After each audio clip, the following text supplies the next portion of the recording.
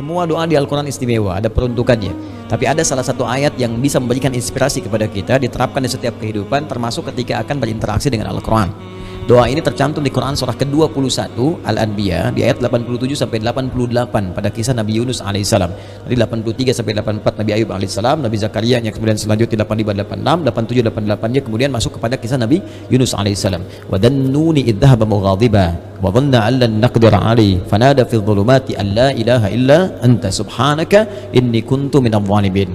Nah, ini dawamkan doa ini. Termasuk kalau kita ingin berusaha berinteraksi dengan kebaikan, kayak kita misalnya mau coba menghafal Quran, kayak kita mau coba membaca Quran dengan baik, atau kita coba misalnya mendapatkan kesuksesan dalam pekerjaan, atau kita mengatasi gangguan dalam kehidupan. Ini masuk semuanya. Kenapa? Karena dasar pertama, ini ada 3 bagian di doa ini yang penting kita garis bawahi. Pertama, la ilaha illa anta, ya, awas. 2, subhanak. 3, inni kuntu minadh dhalimin. Jadi kalau kita zikirkan misalnya la ilaha illa anta subhanaka inni kuntu minadh dhalimin, la ilaha illa anta subhanaka inni kuntu minadh dhalimin. Kalimat la ilaha illa anta, yakni la ilaha illallah, ini dasar semua kehidupan kita. Dahsyatnya kalimat ini. Ya, dari kalimat inilah kita tercipta. Dari kalimat inilah kita diminta untuk beribadah. Makanya beliau tadi menyitir Quran surah ke-51 Adz-Dzariyat di ayat ke-56. Wa ma khalaqtul jinna wal insa illa liya'budun. Tidaklah aku ciptakan jin dan manusia kalian kecuali untuk menyembah aku. Dan penyembahan pertama itu ditafsirkan kalimat la ilaha illallah. Quran surah Thaha ayat ke-14. Innani anallahu la ilaha illa ana fa'budni. Wa ma khalaqtul jinna wal insa illa liya'budun. Jadi tujuan kita beribadah kepada Allah Subhanahu wa taala untuk la ilaha illallah. Hadirnya kita di sini, hidup di dunia la ilaha illallah. Bahkan orang berjuang jihad fisabilillah sampai wafat karena la ilaha illallah. Bahkan orang kalimat terakhirnya dalam hidup untuk la ilaha illallah. Kalimat akhir hidupnya, man qala la ilaha illallah fi akhir hayatihi dakhala al-jannah. Kalau ada orang bisa mengucapkan la ilaha illallah akhir hidupnya, dijamin oleh Nabi sallallahu alaihi wasallam dengan lisannya masuk surga. Bayangkan, kita hidup untuk la ilaha illallah, berjuang untuk la ilaha illallah. Wafat pun bisa mengucapkan la ilaha illallah. Dijamin semua kebaikan. Jadi ketika kita berdoa menggunakan satu kalimat ini kepada Allah, seakan-akan kita mengatakan, ya Allah, bukankah dengan kalimat ini, bukankah dengan kata ini aku dihidupkan untuk beraktivitas, bukankah dengan kata ini aku diminta beribadah, bukankah dengan kata ini aku diminta untuk berjuang sampai wafat? Maka dengan semua keistimewaan di kata ini, ya Allah, mohon kabulkan, aku ingin minta sesuatu. Aku sakit, mohon sembuhkan, ya Allah. Aku dikerjai orang, mohon lindungi, ya Allah. Aku punya kesulitan, mohon mudahkan, ya Allah. Subhanak. Subhanak, kata subhanak itu menafikan semua yang tidak setara dengan sifat-sifat Allah.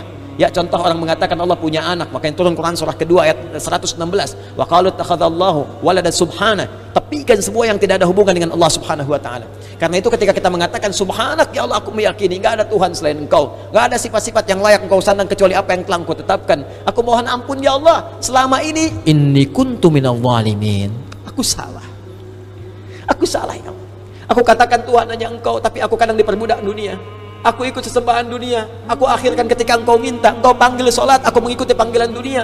Aku katakan subhanak, Engkau yang maha suci, Engkau yang maha esa, Engkau yang maha agung, tapi aku mengagungkan yang lain. Aku salah, ya Allah. Inni kuntu minadh dhalimin. Aku salah. Nah, kalau kita dawamkan doa ini dalam kehidupan, la ilaha illa anta subhanaka inni kuntu minadh dhalimin, maka satu kalimat ini adalah kalimat yang sangat indah yang bisa mempercepat doa. Tahu dari mana ini semua? Jawaban ayatnya, lihat ayat selanjutnya, fastajabna, istikhdami fa harfu atfin rabitin baina syai'aini bila hudud. Cepat, huruf yang mengikat dua peristiwa dan berlangsung tanpa jeda. Peristiwa pertama berdoa, peristiwa kedua jawaban dari doa. Ya, wa qul wa fi hadhil ayat min ayat 83 84 qul fastajabna di ayu fastajabna pakai fa semuanya. Fastajabna, kami akan cepat jawab. Fastajabna, kami akan cepat jawab. Ya, jadi ketika Yunus alaihissalam memohon kepada Allah, jawaban dari Allah langsung mengatakan, siapa yang mengucapkan man qala la ilaha illa anta subhanaka inni kuntu minadh dhalimin fastajabna, kami akan jawab, kata Allah Subhanahu wa taala. Ya, lalu apa yang terjadi kepada Yunus alaihissalam? Fanajainahu minal gham. Ya, kami lepaskan dari kesulitan hidupnya. Ya, tapi kalimat yang indah bukan kami bebaskan dari perut ikan paus, kami lepaskan dari gham. Gham itu kalimat yang umum, ya, masih luas, sesuatu yang membuat kita gelap. Bukankah Anda kalau mendapatkan berita dari kantor, Anda sekarang berhenti kerja, gelap langsung. Padahal harinya siang. Bisa kepleset di jalan, gitu kan? Lamaran ditolak langsung gelap, gitu kan? Itu gham namanya. Wa kadzalika nunjil mu'minin. Demikianlah kalau ada orang beriman setelah ini mengamalkan doa yang sama, kata Allah, kami jamin kami akan kabulkan seperti aku mengabulkan doanya Yunus alaihissalam.